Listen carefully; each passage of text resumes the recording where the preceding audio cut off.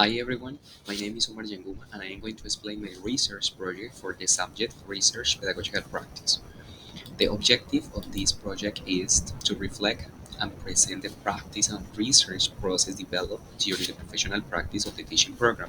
Something about myself, my name is Omar Yanguma. I work in Colombia as a teacher, as an English teacher for middle school, for high school, for university also. And last year I applied to an international exchange program here in the United States, and of course I had the privilege to have this position.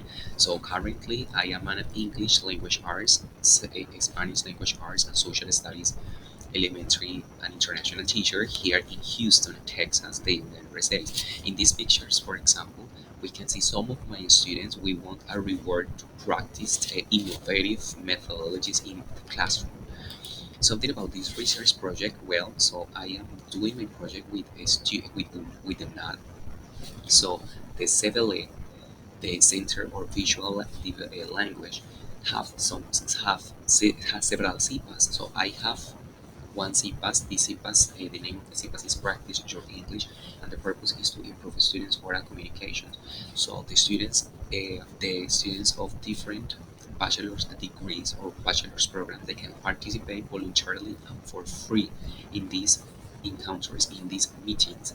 They are between 20 and 40 ages. The title of my research proposal is Fostering Dual Production Skills through Problem-Based Learning Activities in A1, A2, free online classes for non students. The general objective is to determine the difference of amount of oral production that university students do after using reflective thinking during problems-based learning activities. And the specific objectives is to design the teaching sequence, to implement different activities, and to analyze the amount of oral production of university students.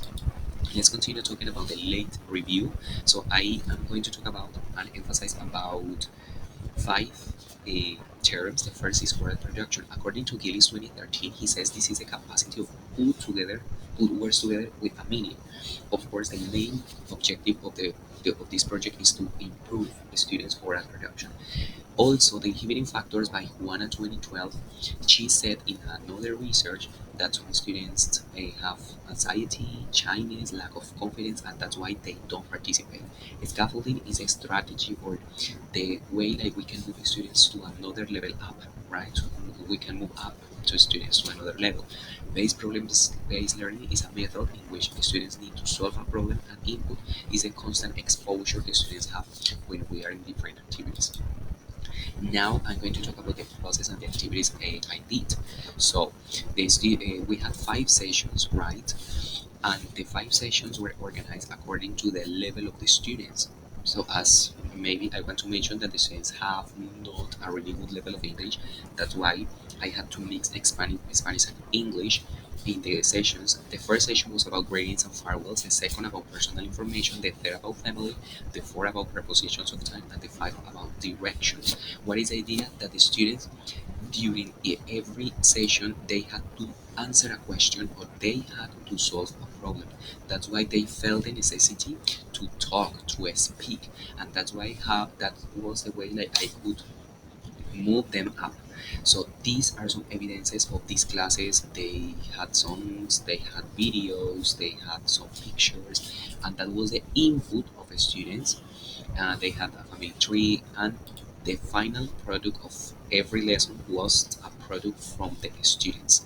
Right now, I want to close this short and fast presentation, telling and sharing with you the major findings and conclusions. So, according to some studies, there are 10 inhibiting factors and students hinder from speaking according to some experts. But the most representative in my group was they worry about mistakes they can make and they needed motivation. That's why they inhibit to talk in English classes. Also, some of them told me that they have had really bad experiences and that's why they didn't like participate.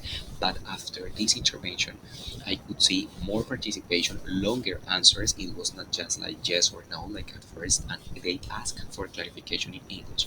So we can say as a conclusion that thanks to problem-based learning activities, students improve their oral production so we can achieve our goal. Thank you so much for your attention. Bye bye.